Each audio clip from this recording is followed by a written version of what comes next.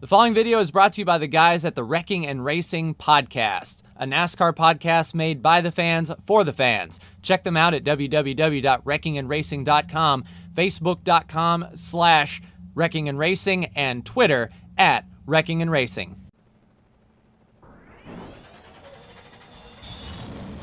Hello again, ladies and gentlemen, Saka here, and welcome back to another episode of NASCAR Racing 2003 season. We are at the road course at Watkins Glen, and as you can see, not a very good starting spot for us. We're outside the 33 there of Jeffrey Earnhardt behind Matt DiBenedetto in that CorvetteParts.net Ford. But we'll see exactly what we can do here. We don't need to pit this race. It's just mainly taking care of your tires and staying out of everyone's way, and that's going to be the hard part. Turn 1 is vicious here at Watkins Glen, a 90-degree right-hander, a lot of braking, a double downshift, and if you wheel hop, you're into the cars to your outside. But here we go, lining up. Pace car is off, and green flag is in the air. We cannot pass before the start-finish line, but we'll peek right out and go. We've got massive acceleration compared to these guys. Whoa, they're already wrecking. The 13 is around into the 21. Oh, and Ryan Blaney takes out his teammate as well. So we managed to get through there sort of unscathed. We got the 20 of Eric Jones to our outside. Let's go ahead and finish off this lap and not slide out, but it looks like no cars behind us, so we're not really pressured from behind. But it's a long way around here to take the yellow. Any positions we can get on this restart, the better. But we're already a few positions higher. Into the bus stop here. Let's slow down. Into third. Nearly missed the bus stop. Hit the curb there. Not exactly the ideal line. We've got the 12 of Ryan Blaney on our outside, and he took a big hit on Paul Menard there. Let's see if we can race him back to the line and get him here. AJ Allmendinger is right behind us, and I thought AJ would have a better run this race. Let's see if we can get to the inside of the 12 here with this left-hander. Blaney tries to cut us off. I am not going to stand for that. He gets a good drive off, though. Let's see if we can set up into this last right-hander before the start-finish line, and indeed, a little loose there. Can't get the power down, but we'll come under yellow, and we won't have to pit again, so I will see you for the green.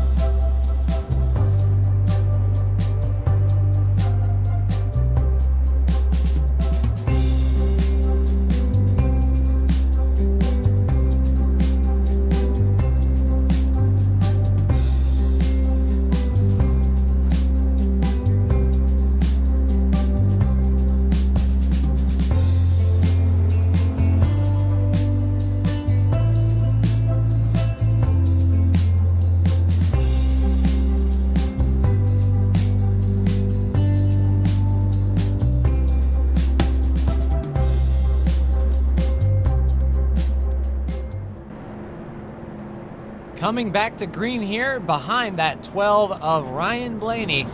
I don't know, he seemed pretty fast in front of us there coming back to the yellow. I don't know if we'll be able to get the jump on him here, but turn 1 is just as good a place as any to get a jump. We just need to stay clean here. Looks like they're rolling slow, really slow here. Green flag is back out. Let's not spin the tires, getting back up to speed here. Let's peek to the right side. We can't pass before the line, but there we go. Let's drop the hammer and see if we can get in front of the 43 here. The 41 drops low. Kurt Busch in that interesting looking paint scheme. And we're under the 12 through the S's. I think we might want to fall in line here. Nah, yeah. It'd probably be best to fall in line. We're pushing Ryan Blaney just a bit. Car is washing out. If you don't hit those S's correctly, you lose all of your speed coming to this long straightaway. We do have Casey Kane right back there looking to our inside. Let's hit this bus stop with some gusto. And maybe too much gusto. Yeah, overshot it just a bit. I need to calm down, get some practice in before we go hightailing it through that bus stop. Ryan is not keeping up with the cars in front, really loose. Casey Kane really pushing us there. Car is really tough to get the hammer down. I'm looking in my mirror and they're like too wide back there. We need to regroup, refocus, and not spin the tires. Yeah, I think I'm trying a little bit too hard. Kane may get us here on the outside of turn 11 here. No, we'll be able to block him. Let's get a solid run down the front straightaway. Only 9 laps in total here at Watkins Glen. We need to make each one of them count because we will not be heading back to pit road. A solid entry into turn 2 here. We don't lose that much power off, and if those guys in front of us, that little pack, can start racing side by side, we'll be able to reel them in. Yellow flag is back out once again, so we're racing back to the caution, almost like a Daytona, where most of this race may be under yellow. Not a whole lot of opportunity to advance our position, but the glass half full, we're no opportunity to really lose any spots either. Yeah, I need to do this bus stop a whole lot better. I'm trying to overdrive too much, and that's not leading into a good turn 9 in the carousel here. We might be able to get some drive off. The car is just wicked loose, and right behind me, I see the 27 of Brandon in that WreckingandRacing.com Camaro. So it looks like Brandon is having the same amount of struggles I am having. Wash out wide right there. Let's see, Brandon takes a look to the left. Let's see if he can outrace us back to the line here. Car is really loose on the bottom, and yeah, I can't get the power down. Brandon will get that spot, and AJ Allmendinger will settle in behind us, and I will be right back with you for the restart.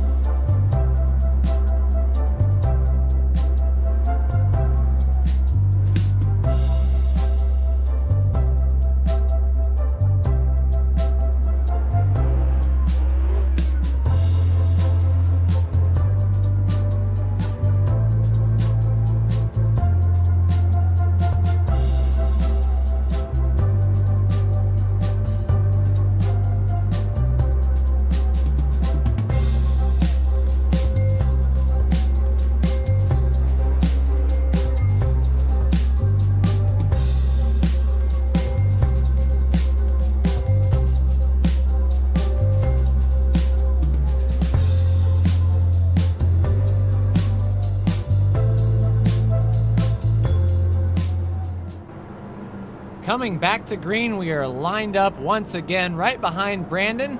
Ryan Blaney is right in front of us still. I don't know if we can weave our way through, but if Brandon can make some holes here, we'll go ahead and follow him on through. Really slow start once again. First gear barely rolling. Green flag is out. Tires spinning a lot, and it kind of looks like some other cars were getting into other cars. Brandon on the same approach as me. Down to the right side, get that inside of turn 1, and let's see what we got here.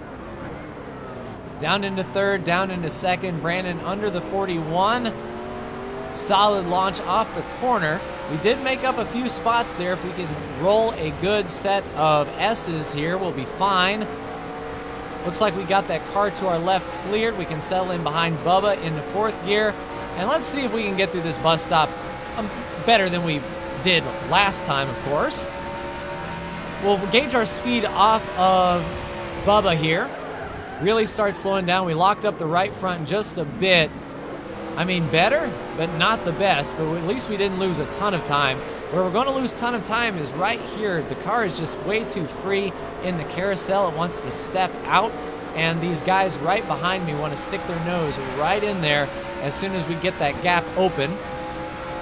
We'll get a hard charge down here into turn 10. See if we can close up the gap just a bit. That was a much better turn 10. We washed out wide though. If Wallace and Stenhouse can get to racing, we'll be able to reel them back in. We just need solid launch, and we can't really get a solid launch off the corner here. White flag, 1 lap to go. We are within shouting distance here. Oh, and Brandon involved in an incident with the 3. Let's go around the 31. So the Richard Childress cars seem to be having an issue. I don't know if we'll be able to catch Stenhouse, but no worse from the wear. Definitely not the road course race that we were expecting. After Sonoma, I was feeling pretty confident going into this thing, but we didn't really have a whole lot of room to work. And I don't think I ever nailed this bus stop right. For the last lap, let's see if we can nail this correctly. Nope, missed it.